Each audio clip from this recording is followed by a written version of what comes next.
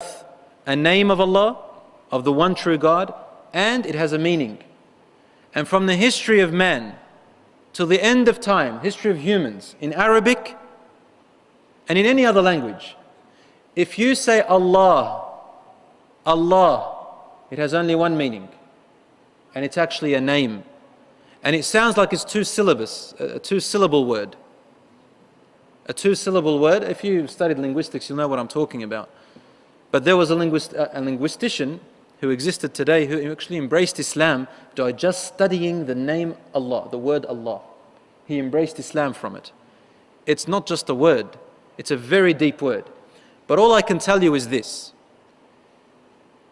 The word Allah refers to the one most powerful, unique, magnificent, almighty, true God that is perfect with full perfection.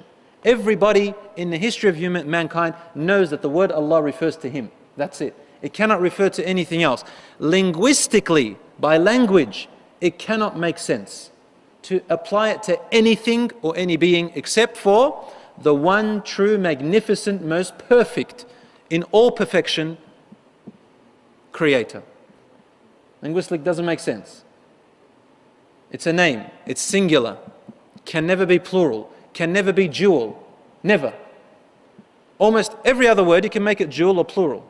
But the word Allah, the name Allah, cannot be plural, cannot be dual, can only be singular, number one. It is one syllable word, even though it sounds like two syllables. Because, I'm not going to go into depth because I might lose you.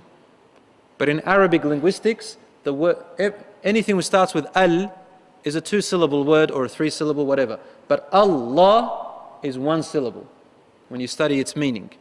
For this reason, there are no idols in history of the world, or kings, or people who call themselves gods, or people or things or you refer to as God has ever been named Allah. Ever. You search it. Because it cannot make sense. Fir'aun said Lord. He said Ilah. Ilah means a God which is worshipped. You can say Al-Ilah. But Allah, you can't say Al-Allah. Allah, it's just one syllable. You can't do that.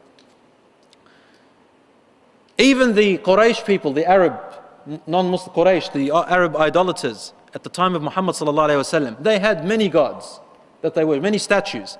Not one of them could be named Allah because it made no sense. They had one statue which was a goddess to them called Allat, similar to the sounding of Allah. They called it Allat. Allat to them meant the daughter of God, the daughter of Allah. That's what it meant when they said Allat. Also Al-Uzza. Al-Uzza was another name they used of a goddess which they worshipped, was also the daughter of Allah.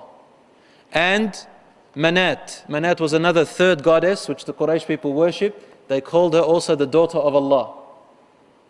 Why the daughter of Allah? Because they acknowledged that there was an Allah. Allah is Allah.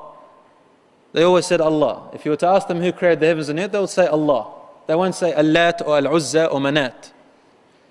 How do I know that they believe that they were daughters of Allah? Because Allah says it in Surah Al-Najm. Allah says it in Surah Al-Najm. أرأيتم اللات والعزى ومناة الثالثة الأخرى ألكم الذكر وله الأنثى تلك إذن قسمة ضيزى. This is in Surah Al-Najm. He's debating them. He's saying to them, you know your Arabic language and you know what you are worshipping here. See the Lat and the Uzza, which they worship, and the Manat, which is the third type of female goddess they worship. You want for yourself sons, but to Allah you give Him daughters. In other words, the Arabs, especially in Quraysh, they love to have sons. And there was a practice among a group, among them where they used to bury daughters when they were born.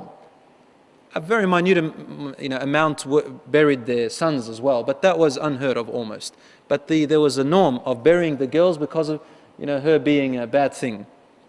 So Allah is telling them, so you name statues that mean daughters of God, but to yourselves you want sons as though you are better than God, you are better than Allah. you prefer for yourself sons and you give me your daughters when you think the sons are better than the daughters. What are you trying to say here? Do you honor me or do you not honor me?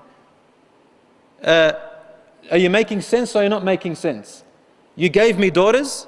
When you honor sons, well, you should have given me sons then, if you really honor me. But obviously you're making up things. If they had valued daughters, they would have said to Allah are males, sons, and to us are daughters. But that's beside the point. Allah is showing them their contradiction. تِلْكَ إِذًا قِسْمَةٌ ضِيزَى. This is an unbalanced formula, Allah says.